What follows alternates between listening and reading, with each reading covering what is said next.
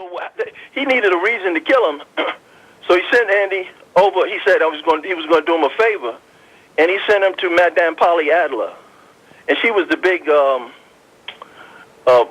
she was in charge of the prostitutes. She was the big madame downtown, and she used to work with Lucky Luciano. And he sent her over there, and he set him up to have sex with his favorite girl.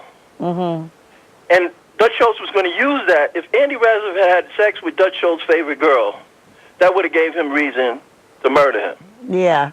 But Andy Razov was smart enough not to do that. But the lady that they had in the show, going back to Aunt Jemima, after the show was over, she became the face on the Aunt Jemima pancake box. Okay. The actual face. She was the actual woman. But in the 60s, they a lot of the Black Power movement people protested the Aunt Jemima pancake box. But you know what, Grant? They still, if you really look, and I know people who are black might get mad at me for saying it, but they still pick Aunt Jemimas. I mean, we come in every size, every color, every hue, every texture, every way, every personality. And when you really look at it, the people that they've made stars, Nell Carter, Sherry on The View, who said the world is flat. Look at the way that Eddie Murphy and Tyler Perry depict us with a big wig on, white wig on, and we are depicted as a big, fat, black, aggressive, mean-spirited woman. We don't like men. We go, shut your mouth, man. Who you talking to? It's so not us. Yeah, as many things change, they say the same, Yeah, and I mean, you and I, we're around the same people predominantly, and do you ever hear anyone speaking like that? No, we don't talk like that. They're doing it as a joke, As a joke. Yeah. But I mean, here you are, of course you're much, much younger than me. You could be my son, but yet and still, I've never heard you speak that way. I knew your mother. She never spoke that way. And, well, and also, it's a mind thing, too. A lot of the people have such misconceptions that they think that we're automatically stupid. Yeah. I've been working on this, on my grandfather and my family's legacy for years. I got an unsolicited contract, saying that they wanted 95% of my work on my family legacy, and they're going to give me 5%. I wish they had a meeting with me with that contract. I would have showed them where to put it, but that's another story. I know. Well, you know what? Let me tell you, we've all sold out so many things, and why wouldn't you? They think you go with the turf. I mean, when you really, I just got through saying that. I mean, look at all these. The other day they had Sir Jacob Lawrence's work, and somebody was talking about his life and how, simple he lived, and, and Romy Beard and how simple he lived. He was giving his work away.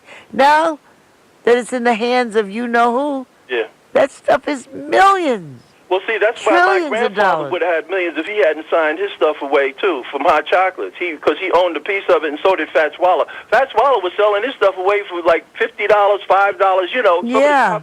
Because he was drinking a lot. Yeah. And Andy Razov was the only one that saved, I don't know if he saved the majority of it, but he saved a lot of it. And it went to his second wife, and she lived, I don't know whether she's still alive, but I visited her. She lived in Las Vegas in a gated community. And she had quite a lot of money from because of him, and he retained the rights. She had a lot of money, and he was the only one that was smart enough to do that. The other ones didn't do it. Well, you know who else was supposed to be very smart? Stephen Fletcher was supposed to be extremely bright because they have a theater piece downtown. Grant, I'm talking to Grant Reid, everybody. Down at on Bowery Street, 4th Street in Bowery, and it's about the life of Cassius Clay, and I name him Cassius Clay because that's the name of the play in many ways, and they have Stephen Fletcher, and it's brought out in there that I forget his name was really Hudson something, and to get to the end of the story, he disguised himself as a lawyer. He made like Goldman was his lawyer, and he used to always kind of represent himself, but through the falsehood that it wasn't really him. It was a guy named Goldman had sent him, and they would sign these contracts over to Goldman, and he would get the money. Until they met him in person, right? Yes. I mean, he was doing that, but they didn't. It wasn't like he was having a meeting with them. No. Yeah. I mean, it's kind of like, it was fool. He was really just impersonating a person that really belonged to him, and he wound up with so much money. In fact, I don't want to. I don't know the real history behind it, but they say he was one of the richest black entertainers we've ever had.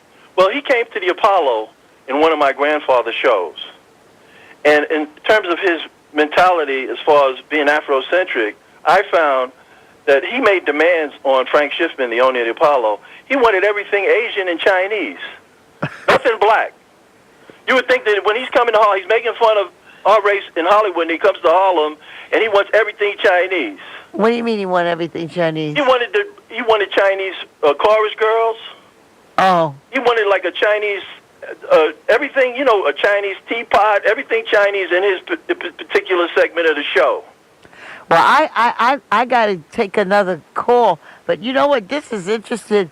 I got to talk to you some more. Okay, well, my website is www.rhythmforsale.com. Everybody, please check it out. I got pictures, movies, and reviews on how to get the book. All right, and also, you got Jeanne Parnell here, who's always going to be calling on you to keep this going. All right, thank you very much, Jeanne. I love you so much, Grant. I love you too, and it's a pleasure talking with you. Thank you for giving me the time. All right, yeah, and if I didn't have another interview, I'd be still talking to you. Okay. All right, bye-bye. Bye.